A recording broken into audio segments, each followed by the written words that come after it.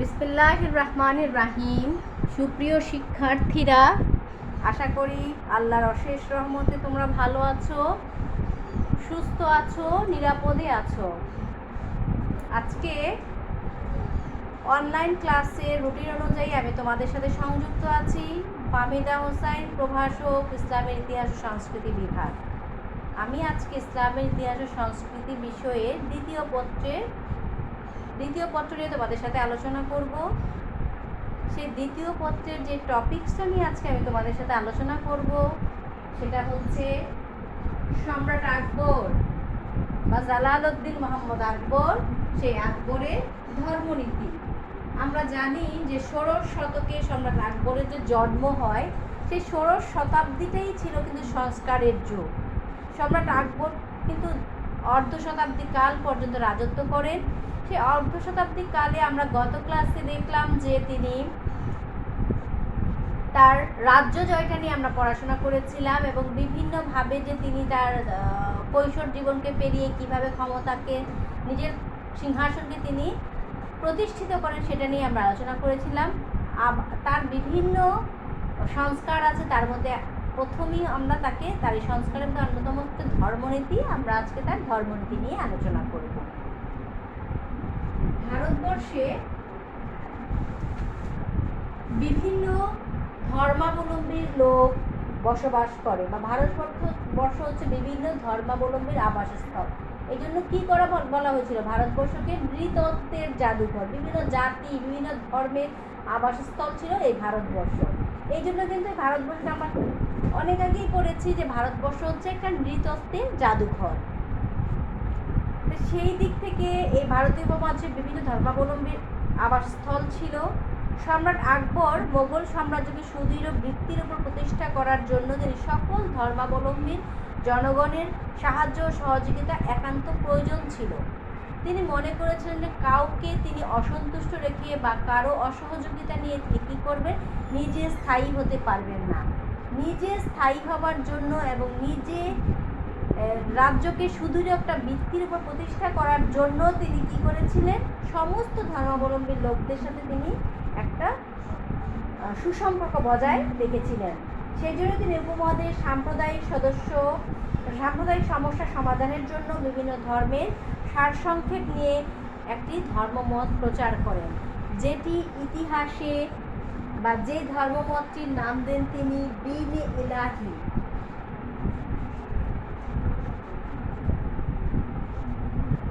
এই দ্বীন-ই ইলাহি প্রবর্তন করেন এবং একে রাষ্ট্রধর্ম ঘোষণা করেন। রাজকার্যে তিনি হিন্দুদের বেশি নিয়োগ করেন এবং হিন্দুদের প্রতি তিনি উদার নীতি অবলম্বন করে শাসন কার্য পরিচালনা করেন। তাহলে আমরা দেখলাম যে এই যে উদার নীতি প্রবর্তন করে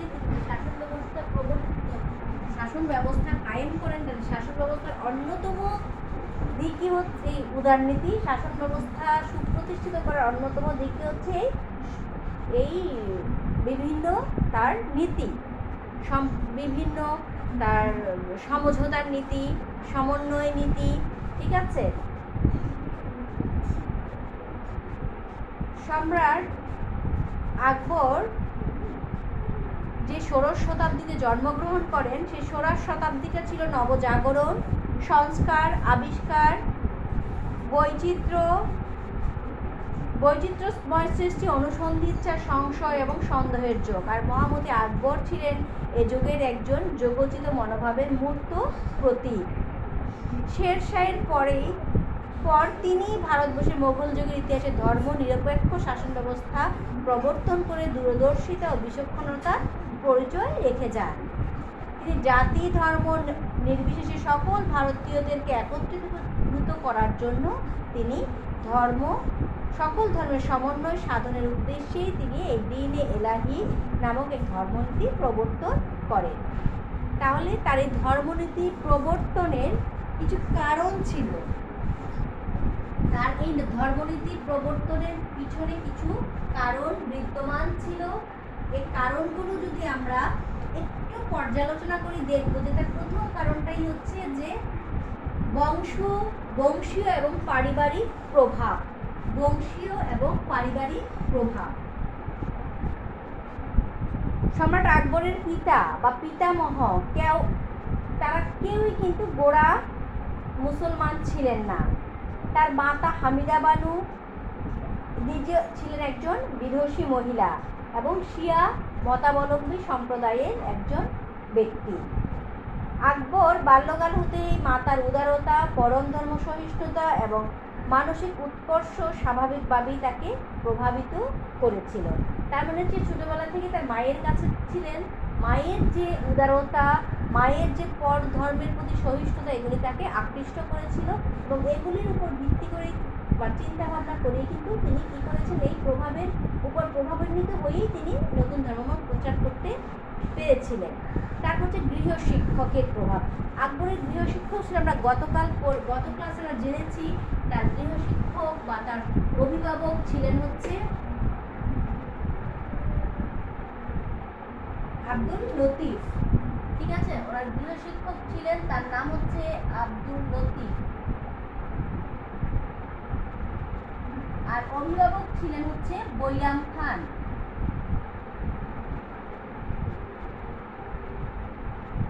এই যে দুইজনের প্রভাব, তার গৃহশিক্ষক ছিল আব্দুল লতিফ। আব্দুল লতিফ ছাত্রকে সুলহি কুল বা সকল ধর্মের প্রতি সহিষ্ণু নীতি শিক্ষা দেন, আর অপরদিকে তার অভিভাবক বা তার একদম কাছের ব্যক্তি যে তাকে পিতৃস্নেহে বড় করেছিলেন, তার নাম হচ্ছে বৈরাম খান, যাকে তিনি খান বাবা বলে ডাকতেন। তিনিও ছিলেন শিয়া মতাবলম্বী। এই দুজনের মতই তাকে কি করেছিল, আকৃষ্ট করেছিল, যার জন্য দেখা যায় যে তিনি নিজে একজন সুন্নি মানে সুফি সাধকদের উদার ধর্মীয় দৃষ্টিভঙ্গি, মানবতাবাদী আচরণ আকবরকে বিশেষভাবে প্রভাবিত করেছিল। আব্দুল লতিফের সুলহি কুল বা সকল ধর্মের প্রতি সহিষ্ণুতার নীতি এবং বৈরাম খাঁর তার কাছাকাছি ছিলেন, তারও পারস্য শিয়া মতাবলম্বী নীতি এবং পরম ধর্ম সহিষ্ণু নীতি তাকে আকৃষ্ট করেছিল। তারপর আমরা দেখি যে সুফিবাদের প্রভাব। আমরা জানি আকবর যখন কিশোর ছিলেন, কৈশোর কালটা ওনার কেটেছিল কোথায়, কাবুলে। এই কাবুলে অবস্থানকালে আকবর সুফি মতবাদের সংস্পর্শে আসেন। পারস্যতে আগত সুফি সাধকদের উদার নীতি, দৃষ্টিভঙ্গি, উদার ধর্মীয় দৃষ্টিভঙ্গি, মানবতাবাদী আচরণ আকবরকে বিশেষভাবে প্রভাবিত করেছিল। এবার আমরা দেখব রাজপুত স্ত্রীদের প্রভাব। আকবরের কিন্তু কয়েকটা স্ত্রী ছিল, তার মধ্যে তার রাজপুত রমণী স্ত্রীও ছিল, আর রাজপুত স্ত্রীদের মধ্যে অন্যতম ছিলেন যোধাবাই, যাকে তিনি অত্যন্ত পছন্দ করতেন। দেখো, সম্রাট আকবর ভারত উপমহাদেশের মোগল সাম্রাজ্যকে স্থিতিশীল করার লক্ষ্যে রাজপুত ও হিন্দুদের সাথে মিলনাত্মক নীতি গ্রহণ করেন। ব্যক্তিগত এবং পারিবারিক জীবনে হিন্দু স্ত্রীদের প্রভাব তার ধর্মীয় উদারতার অন্যতম কারণ। কারণ এটা এই জন্য বলার এখানে কারণ যখন তিনি রাজপুত হিন্দু রমণীদেরকে বিয়ে করেন, বিশেষ করে যখন তিনি যোধাবাইকে বিয়ে করেন, তখন তো এমন একটা ইয়ে ছিল যে তিনি মসজিদের পাশে মন্দির নির্মাণ করে দিয়েছিলেন এবং একই ঘরে এক পাশে হিন্দু ধর্মের ধর্মীয় গ্রন্থ এবং মুসলিম ধর্মের ধর্মীয় গ্রন্থকে তিনি পাশাপাশি রাখতেন। তিনি কিন্তু এই জিনিসগুলো তিনি করেছিলেন কেন, তার স্ত্রী যেন কোনোভাবেই তার প্রতি মনক্ষুণ্ণ হতে না পারে বা তাকে দোষারোপ করতে না পারে, এসব চিন্তা করে কিন্তু তিনি উদার নীতিগুলো গ্রহণ করেছিলেন। তারপরে আসি আমরা মাহাদি ও রাশনি আন্দোলন। দেখি আমরা মাহাদি ও রাশনি আন্দোলনকে সৈয়দ মোহাম্মদ জৌনপুরে আবির্ভূত হয়ে নিজেকে মাহাদি বলে ঘোষণা করে। আমরা জানি যে আমাদের শেষ জামানাতে বা শেষ সময়ে কি আসবে, ইমাম মাহাদি বলে একজন ব্যক্তির আবির্ভাব করবে। সেই সম্রাট আকবরের সময়েই জৌনপুরে সৈয়দ মোহাম্মদ নামে এক ব্যক্তি নিজেকে সেই মাহাদি বলে ঘোষণা করে এবং মাহাদি আন্দোলনের সূত্রপাত করে। অনুরূপভাবে আফগানিস্তানেও মাহাদিবাদের অনুকরণে রাষ্ট্রীয় আন্দোলন শুরু হয়।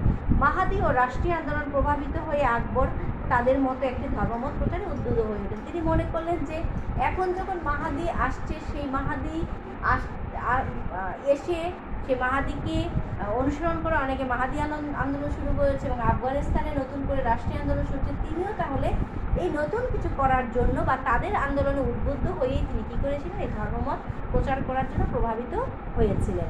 সর্বশেষ আমরা দেখি ভক্তি আন্দোলনের প্রভাব। ষোড়শ শতাব্দীতে ভারতবর্ষে ভক্তি আন্দোলনের সূচনা হয়। আল্লাহ এক ও অদ্বিতীয়, সকল জাতি ধর্ম ও বর্ণের মধ্যে সমতা ও ভক্তি ও প্রেমের মাধ্যমে স্রষ্টাকে পাওয়ার মূলনীতির উপর ভিত্তি করে গড়ে উঠেছিল ভক্তি আন্দোলন। এই ভক্তি আন্দোলন দ্বারা সম্রাট আকবর প্রভাবিত হন এবং তার তথাকথিত ধর্ম মত গঠনে তিনি উৎসাহিত হয়ে উঠেন। ঠিক আছে, তাহলে এই কয়েকটা দেখা যায় যে এই কয়েকটা আরও অনেক কারণ, পিছনের কারণ আছে, কিন্তু স্পেসিফিক আমরা বলবো যে এই কয়েকটা কারণ, কিন্তু এর অন্যতম এই কারণগুলোর দ্বারা তিনি প্রভাবিত, তিনি কী করেছিলেন, ধর্মমত প্রচার করতে উদ্বুদ্ধ হন।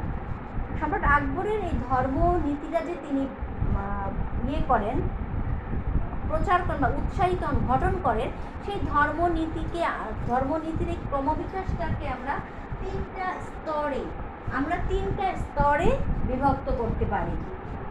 ধর্মনীতির এই ক্রমবিকাশের ধারাটাকে আমরা তিনটা স্তরে বিভক্ত করতে পারি।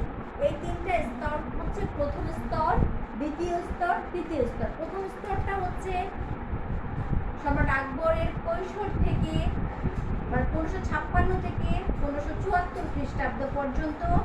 এই সময়টা সম্রাট আকবর একটি গোঁড়া সুন্নি মুসলমান হিসেবে ধর্মীয় অনুশাসন অত্যন্ত নিষ্ঠার সাথে তিনি তখন পালন করতেন। 1556 থেকে 1574 এই সময়টা পর্যন্ত। দ্বিতীয় স্তরে তিনি বিভিন্ন জন দ্বারা প্রভাবিত হয়ে, গৃহশিক্ষক দ্বারা অনেক আগেই প্রভাবিত হয়েছিলেন, মায়ের দ্বারাও হয়েছিলেন, সুফিবাদ দ্বারা প্রভাবিত হয়েছিলেন, কিন্তু এখন আরও নতুনভাবে তিনি রাজপুত স্ত্রীদের দ্বারা, মাহাদি রাষ্ট্রীয় আন্দোলন দ্বারা এবং ভক্তি আন্দোলন দ্বারা তিনি প্রভাবিত হয়ে তিনি কী করেছেন, এই সময় তার দ্বিতীয় স্তর তিনি শুরু করলেন। 1575 থেকে 1581 খ্রিস্টাব্দ পর্যন্ত তার স্তর বিদ্যমান ছিল।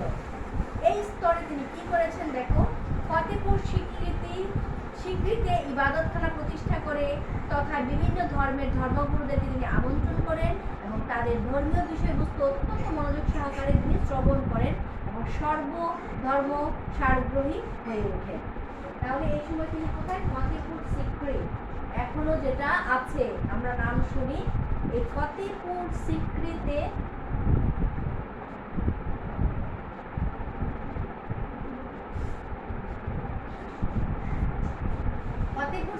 সম্রাট আকবর এই সময় ইবাদতখানা নির্মাণ করেন এবং প্রত্যেকটা ধর্মের যত ধর্মাবলম্বী লোক ছিল সে সকল ধর্মের ধর্মগুরুদেরকে তিনি সেখানে আমন্ত্রণ জানান এবং আমন্ত্রণ জানিয়ে তিনি প্রত্যেকের কাছ থেকে প্রত্যেকের ধর্মাবলম্বী সম্পর্কে তিনি জানেন, জেনে তিনি সর্বধর্মের সারগ্রাহী হয়ে ওঠেন, যে সব ধর্ম সম্পর্কে তিনি এখানে জ্ঞান লাভ করেন।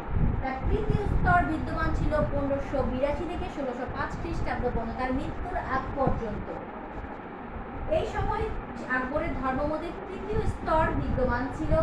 এই স্তরে সম্রাট আকবর সকল ধর্মের সারগ্রহী নিয়ে নতুন একটি ধর্মমত প্রচার করেন, যে ধর্মের নাম দেন তিনি দ্বীন-এ ইলাহি, মানে দ্বীন-এ ইলাহি নামে ভারতের বুকে একটি জাতীয় ধর্ম তিনি এই সময়টায় প্রবর্তন করেন।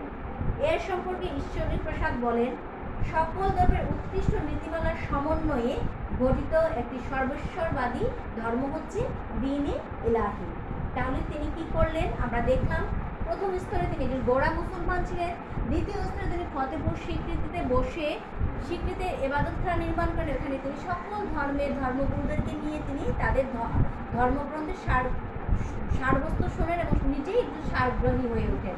সমস্ত ধর্মের সারবস্তু শুনে তিনি দেখলেন যে সব ধর্মে একই কথা, যে সবাই এক স্রষ্টাকে বিশ্বাস করে এবং কেউ কোনো জীবকে বা কোনো জীবকে কেউ কষ্ট দিতে চায় না। আর এই জিনিসগুলো দেখবেন সব ধর্মের সারবস্তু একই, তাই সকল ধর্মের সারবস্তু নিয়ে তিনি 1582 খ্রিস্টাব্দের থেকে 1605 খ্রিস্টাব্দের তৃতীয় স্তরে তিনি নতুন একটি ধর্মমত প্রতিষ্ঠা করেন, যা ভারতের বুকে দ্বীন-এ ইলাহি নামে প্রতিষ্ঠা লাভ করে। এই সম্পর্কে ঐতিহাসিক ঈশ্বরী প্রসাদ কি মন্তব্য করেছিলেন বললাম যে সকল ধর্মের উৎকৃষ্ট নীতিমালা নিয়ে, সব ধর্মের সবচেয়ে ভালো ভালো দিকগুলো নিয়ে তিনি একটি নতুন ধর্মমত সমন্বয়ে তিনি একটি নতুন ধর্মমত গঠন করেন। ঠিক আছে, তাহলে কি প্রবর্তন হলো এবার? দ্বীন-ই ইলাহি। বিভিন্ন ধর্মের মধ্যে পারস্যিক বিদ্বেষ ও পরম ধর্মের প্রতি অসহিষ্ণুতা দূর করার উদ্দেশ্যে সম্রাট আকবর 1282 খ্রিস্টাব্দে দ্বীন-ই ইলাহি নামে একেশ্বরবাদমূলক এক নতুন ধর্ম প্রবর্তন করেন এবং সকল ধর্মের সার নিয়ে তিনি এই দ্বীন-ই ইলাহি ধর্মমত ঘোষণা করেন। তাহলে কখন? এই 1581 পর্যন্ত তিনি শোনেন, সব ধর্মের সারবস্তু শুনে তিনি 82 খ্রিস্টাব্দে একটি নতুন ধর্মমত প্রচার করেন এবং এই ধর্মের নাম দেন তিনি কি? দ্বীন-ই ইলাহি। এখানে ছিল সব ধর্মের উৎকৃষ্ট জিনিসগুলো এখানে বিদ্যমান ছিল। এবার দেখো, এই দ্বীন-ই ইলাহি যে প্রচার করলেন বা দ্বীনের যে প্রতিষ্ঠা করলেন তার মূল কিছু নীতি ছিল। এই নীতিগুলো আমরা একটু শুনি। বেশ কয়েকটা নীতি আছে, কিন্তু আমরা এখানে স্পেসিফিক বা যে নীতিগুলো আমাদের কাছে গ্রহণযোগ্য মানে ইম্পর্টেন্ট গুরুত্বপূর্ণ সেই নীতিগুলোই আমরা এখানে বলবো। প্রথমটা শোনো, এই ধর্মের অনুসারীদের সম্রাটের নামে তাদের জীবন, সম্পদ, সম্মান ও ধর্ম উৎসর্গ করতে হবে। যারা দ্বীন-ই ইলাহিকে অনুসরণ করবে তাদেরকে সম্রাটের নামে কি করতে হবে? মানে সম্রাট আকবর, জালালউদ্দিন মোহাম্মদ আকবর, ওনার নামে তাদের জীবন, সম্পদ, সম্মান ও ধর্ম উৎসর্গ করতে হবে। দ্বিতীয় নাম্বারটা খুব মনোযোগ দিয়ে শুনবে। এ ধর্মের অনুসারীদের মধ্যে সাক্ষাৎ ঘটলে, আমরা আমাদের মধ্যে সাক্ষাৎ ঘটলে কি বলবো? আসসালামু আলাইকুম বলি। মুসলিম ধর্মাবলম্বী, সনাতন ধর্মাবলম্বীরা আদাব বা নমস্কার বলে। প্রত্যেক ধর্মাবলম্বীর এক একটা কি থাকে, বা খ্রিস্টিয়ানরা তারা গ্রিটিংস করে, গুড মর্নিং, গুড আফটারনুন এরকম কিছু বলে। ঠিক আছে, তারা গুড উইশেস করে যেটা। কিন্তু সম্রাট আকবর কি করলেন দেখো, তার ধর্মের অনুসারীদের কারোর সাথে যদি সাক্ষাৎ ঘটতো তারা সালামের পরিবর্তে কি বলতো? আল্লাহু আকবার, আল্লাহকে রাখতেন। আর সাথে কি সম্রাট আকবরের নামকে এখানে কি করা হয়েছিল? লাগিয়ে দেওয়া হয়েছিল। এবং প্রত্যুত্তরে তার জালালুহু বলতে হতো, কারণ তার নাম ছিল জালালউদ্দিন, এই জন্য কি বলতে হতো? জালালুহু। আমি একটু লিখে দিচ্ছি, দেখো।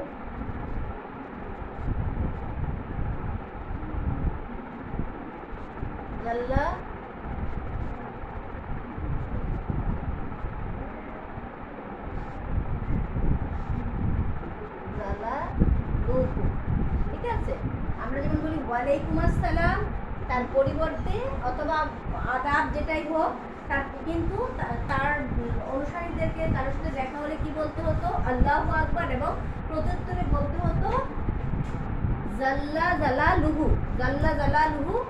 আর এটা বলতে হতো, কারণ জালালউদ্দিন মোহাম্মদ আকবর বা তার নাম ছিলেন জালালউদ্দিন, সেই নাম অনুসারেই তিনি কি করেছেন? ওই প্রত্যুত্তরটি তিনি তৈরি করেছিলেন। তৃতীয় নাম্বারে বলা হয়েছে, এ মতবাদ অনুসারীদের মৃত্যুর পূর্বেই পাথেয় সংগ্রহের জন্য ভোজের ব্যবস্থা করতে হতো। মৃত্যুর পূর্বেই। তাহলে যারা মনে করবে অসুস্থ হবে তারা তখনই কি করবে? ভোজের ব্যবস্থা করবে। যারা বৃদ্ধ হয়ে যাবে তারা একটা সময় ঠিক করে তারা ভোজের ব্যবস্থা করে, মনে করবে এটাই তাদের মৃত্যুর একটা পাথেয়, মৃত্যুর পরে তারা এটা পাবে। তারপরে এই ধর্মের সদস্যগণকে কি করতে হতো? নিজ নিজ জন্মবার্ষিকী পালন ও প্রীতিভোজের ব্যবস্থা করতে হতো। এ ধর্মের অনুসারীগণকে ভিক্ষা দিতে হতো, কিন্তু ভিক্ষা গ্রহণ করতে পারত না। যতটা সম্ভব তাদের মাংস ভক্ষণ থেকে বিরত থাকতে হতো। এ ধর্মের লোকদের অগ্নিকে পবিত্র মনে করা হতো। এ ধর্মের সমর্থকগণকে এ ধর্মের মানে সমর্থক যারা ছিলেন সকল ধর্মের প্রতি তাদেরকে শ্রদ্ধা প্রদর্শন করতে হতো। এই ধর্মের অপ্রাপ্ত বয়স্ক বালিকা এবং বৃদ্ধার সাথে সহবাস নিষিদ্ধ ছিল। এই ছিল এই ধর্মের কিছু গুরুত্বপূর্ণ নীতিমালা। তাহলে কি বলেছে? যে তারা নিজ নিজ জন্মবার্ষিকী পালন করতে হতো, তারা ভিক্ষা করতে পারবে না, তারা অগ্নিকে তারা মাংস ভক্ষণ থেকে তারা বিরত থাকতো। তারপরে আরো অনেক এরকম আছে, যেমন তাদেরকে এই মানে যেহেতু তারা মাংস ভক্ষণ থেকে বিরত থাকতো, এই জন্য কি করা হতো? যে মানে জীব হত্যা, মানে জীব পশুদেরকে হত্যা করা যেত না আর কি এখানে। আর তারপরে হচ্ছে আরো আরো আছে এখানে দেখো আরেকটু আমরা দেখি যে শরীয়ত বিরোধী যেমন এই ধর্মের অনুসারী ব্যক্তিদেরকে সিল্ক এবং রেশম খচিত পোশাক পরিধান করতে হতো এবং তাদেরকে কুকুর শুকর যে কোনো একটা প্রাণীকে তাদেরকে অবশ্যই পালন করতে হতো, মানে পেট অ্যানিমেল যেটা মানে ঘরে পালন করতে হতো আর কি। তাহলে আমরা দেখলাম যে, এবং আরেকটা কথা হচ্ছে মানে এই ধর্মের অনুসারীগণ বা এই ধর্মের অনুসারী না হলেও যদি রাজপ্রাসাদে কোনো ব্যক্তি প্রবেশ করতো তাকে অবশ্যই কী করতে হতো, পাইবাস যেটা আমরা দেখেছিলাম যে মানে সেজদা করতে হতো, সম্রাটকে সেজদা করতে হতো। এবং হিজদেশনের পরিবর্তে তারিকে আলফি প্রবর্তন করা হয়। যাই হোক, এই হচ্ছে সম্রাট আকবরের ধর্মনীতির মানে মূলনীতিগুলো ছিল এরকম। এই ধর্মনীতির কিছু সমালোচনা অবশ্যই রয়েছে। সম্রাট আকবরের ধর্মনীতির সমালোচনাগুলো যদি আমরা করতে যাই দেখব যে সম্রাট আকবর এই ধর্মকে রাষ্ট্রধর্মের মর্যাদা দেন ঠিকই, কিন্তু সম্রাট আকবর কিন্তু এই ধর্ম বিস্তার করার জন্য, এই ধর্মকে সব দিকে ধর্মটাকে গ্রহণ করার জন্য, যে বিস্তার লাভ করানোর জন্য তিনি কাউকে কিন্তু বাধ্য করেননি। তিনি কিন্তু জনগণকে কাউকে জোর করে ধর্ম গ্রহণ করাননি। এই ধর্ম যার জন্য দেখা যায় যে জনগণের মধ্যে বেশি প্রভাব বিস্তার করেও না। তার সময়ের অন্যতম ঐতিহাসিক আবুল ফজল এই ধর্মের সদস্য সংখ্যা ছিল মাত্র 18 জন। আবুল ফজল বলেন যে এই ধর্মের সদস্য সংখ্যা হচ্ছে মাত্র 18 জন, সম্রাট আকবর সহ। সম্রাট আকবর কাউকে জোর করে এই ধর্ম গ্রহণ করাননি। বাদাউনির মতে দ্বীন ইলাহি প্রবর্তনের পর আকবর ইসলাম বিরোধী আইন প্রবর্তন করেন। ঐতিহাসিক হেগের ভাষায় পরবর্তীকালে আকবর ইসলামের অনুসারীদের নির্যাতন করেন এবং উপাসনাগুলো ধ্বংস করেন। অবশ্য যুক্তির মাপকাঠি বাদাউনি এবং হেগের মতামত কোনোটাই গ্রহণযোগ্য নয়, কারণ আইন জারি করে ইসলামের মূলে আঘাত করা তার উদ্দেশ্য ছিল না। তিনি দ্বীন ইলাহি প্রচারের মূলে ছিল নিছক রাজনৈতিক কারণ। আসলে তিনি দীর্ঘদিন তার রাজ্যটাকে বা তার সিংহাসনটাকে সুপ্রতিষ্ঠিত করবার জন্য এবং সকলের মনের মধ্যে তিনি মানে সকলকে তিনি নিজের আয়ত্তে আনার জন্য এবং ষোড়শ শতাব্দী যে সংস্কারের যুগে তিনি প্রভাবিত হয়ে তিনি কী করেছিলেন, এই ধর্মমত প্রচার করেছেন। যদিও আমরা দেখলাম যে দুজন একজন ঐতিহাসিক হেগ এবং ঐতিহাসিক বাদাউনি সম্রাট আকবরকে নিয়ে সমালোচনা করেন, কিন্তু আমরা পরোক্ষ দৃষ্টিতে যদি দেখি অন্যান্য ঐতিহাসিকদের সমালোচনা একসাথে মিলে আমরা পরোক্ষ দৃষ্টিতে যদি দেখি যে তিনি কিন্তু কারো উপরে ধর্ম চাপিয়ে দেননি, ধর্মটাকে তিনি চাপিয়ে দেননি। স্বেচ্ছায় যারা তার এই ধর্মকে গ্রহণ করেছিল তিনি তাদেরকেই স্বাগত জানিয়েছিলেন। যেহেতু তিনি চাপিয়ে দেননি, তার জন্য আমরা বলতে পারবো না যে তিনি এই ধর্ম নিয়ে কী করেছেন, বাড়াবাড়ি করেছিলেন। যাই হোক, কোনো ঐতিহাসিক বলেন যে আকবর দ্বীন ইলাহি প্রচারের অর্থ ক্ষমতায় টিকে থাকা বা ধর্ম প্রচার নয়। আমরা দেখলাম যে দুজন ঐতিহাসিক বলল যে তিনি কী করেছেন, ধর্মটাকে মানে অন্য ধর্মকে নষ্ট করার জন্য, বিশেষ করে ইসলামকে তিনি নষ্ট করার জন্য নতুন একটি ধর্ম প্রচার করেন। কিন্তু কোনো ঐতিহাসিক কিন্তু আবার বলেন যে তার উদ্দেশ্য ছিল হচ্ছে ধর্ম প্রচার নয়, কি ছিল, ক্ষমতায় টিকে থাকা। ডক্টর কাকিরকর বলেন যে আকবরের ধর্মনীতির উপর এক সর্বভারতীয় মোগল সাম্রাজ্য স্থাপনের পরিকল্পনার প্রভাব বিস্তার করে থাকতে পারে। তার সমসাময়িক ব্রিটেনের রানী এলিজাবেথের রাজনীতি সংক্রান্ত বিষয়গুলো আকবরের ধর্মীয় বিধান ও প্রশাসন ব্যবস্থাকে প্রভাবিত করেছিল।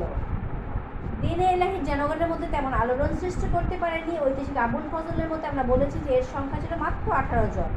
হিন্দুরা এই ধর্মমত আগ্রহের সাথে গ্রহণ করেনি। তাদের মধ্যে একমাত্র রাজা বীরবল এটা গ্রহণ করেছিল। এমনকি আকবর নিজেও শক্তি প্রয়োগ করে কোনো লোককে ধর্মনীতি গ্রহণ করতে চেষ্টা করেননি। আকবর এই ধর্মমতের প্রতিষ্ঠার চেষ্টা করার ফলে পরবর্তী ধর্মপ্রাণ মোগল সম্রাট আওরঙ্গজেব মহা সমস্যায় পড়ে তিনি হিন্দুদের অপ্রিয় ভাজন হন। তিনি তাদের উপঢৌকন এবং রাজস্ব হতে বঞ্চিত হন। তাহলে আমরা দেখতে পাই যে সম্রাট আকবর মূলত সকল ধর্মের ব্যক্তিদেরকে, এবং সম্রাট আকবরের মৃত্যুর পরপরই দেখা যায় যে এই ধর্মের পরিসমাপ্তি ঘটে, কারণ এ ধর্মমত জনগণের হৃদয় জয় করতে পারেনি এবং ধর্মপ্রাণ লোকেরা এই দ্বীন-ই এলাহী মতবাদের বিপক্ষে ছিল। ধর্মপ্রাণ মুসলমানও এটা গ্রহণ করতে পারেনি এবং হিন্দু ধর্মাবলম্বী লোকেরাও এটাকে গ্রহণ করতে পারেনি, যার ফলে দেখা যায় যে সম্রাট আকবরের মৃত্যুর সাথে সাথে এই ধর্ম কী হয়ে যায়, বিলীন হয়ে যায়। তাহলে সম্রাট আকবরের ধর্মনীতি আলোচনা করতে গেলে আমরা প্রথমেই বলবো যে এই ধর্মনীতি প্রবর্তনের পিছনে কী কী প্রভাবান্বিত হয়ে তিনি কী করেছিলেন, এই ধর্মমতটাকে তিনি প্রচার করেছিলেন। তাহলে এই ধর্মমত প্রচারের তিনি প্রভাবান্বিত হয়েছিলেন যে প্রথমেই বলেছি আমি বংশীয় এবং পারিবারিক প্রভাব। তার মা হামিদা বানু নিজে একজন শিয়া মতাবলম্বীর মহিলা ছিলেন, বিধর্ষী মহিলা ছিলেন। তিনি পরম ধর্ম সহিষ্ণু একজন মহিলা ছিলেন। এটা সন্তানের কাছে কি ছিল, ছোটকাল থেকেই তিনি এটা দেখে এসেছেন। তার মধ্যে ওনার গৃহশিক্ষক ছিলেন আব্দুল লতিফ এবং বৈরাম খান ছিলেন তার অভিভাবক। এই বৈরাম খান এবং গৃহশিক্ষক আব্দুল লতিফ মূলত তাকে সুলহি কুল, কি বলেছি, সুলহি কুল শিক্ষা দিয়েছিলেন আব্দুল লতিফ। এই সুলহি কুলের উপর ভিত্তি করেই তিনি কি করেছেন, এই নতুন ধর্ম প্রচার করতে তিনি প্রভাবান্বিত হয়েছিলেন। দেখো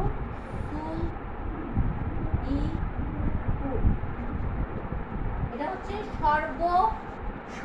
সকলের সমন্বয়ে একটি ধর্মমত, সকল ধর্ম মতের সমন্বয়ে একটি নীতি।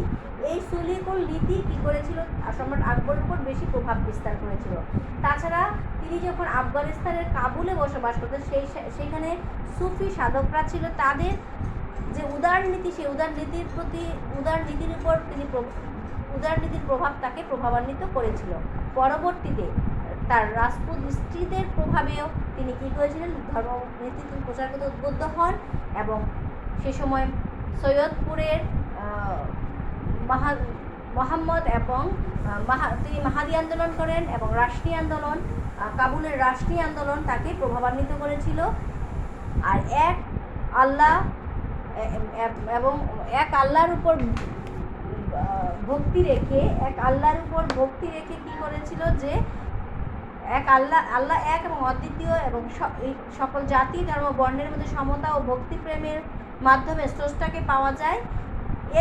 এই মূলনীতির উপর ভিত্তি করে গড়ে উঠেছিল ভক্তি আন্দোলন।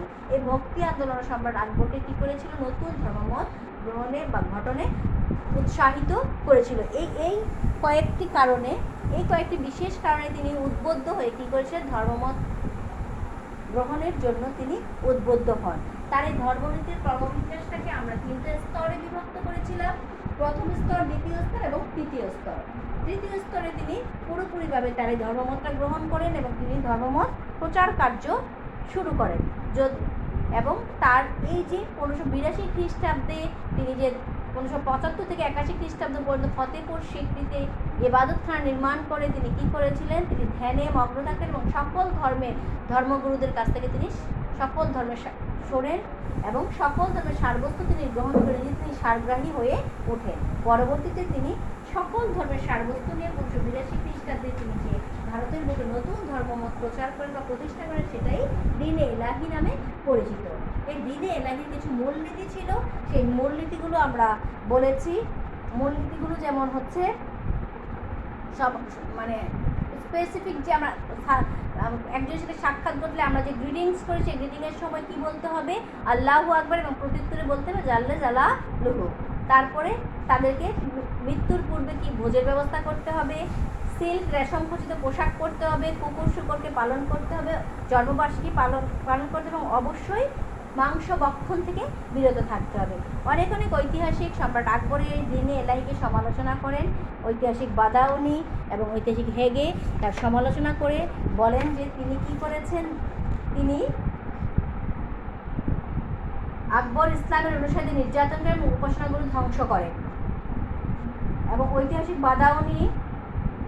বাদাওয়ানির মতে বাদাওয়ানি বলেন যে পরবর্তীকালে দেখা যায় যে আসলে এই বাদাওয়ানি এবং হেগেল এই মতামত দুটোই গ্রহণযোগ্য নয়, কারণ তিনি কাউকে জোরপূর্বক, কোনো জনগণের জোরপূর্বক ধর্ম গ্রহণ করাননি। কারণ ধর্ম প্রচারে তিনি বাধ্যবাধকতা রাখেন, ধর্ম গ্রহণে যদি বাধ্যবাধকতা রাখেন, যার পছন্দ সেটা গ্রহণ করেছিলেন, যার পছন্দটা গ্রহণ করেন। তিনি মূলত অনেক ঐতিহাসিক বলেন যে তিনি মূলত তার রাজনৈতিক উদ্দেশ্যকে হাসিল করার জন্য বা নিজের সিংহাসনকে তিনি প্রতিষ্ঠাত্ব করার জন্যই তিনি ধর্মমত প্রচার করেন।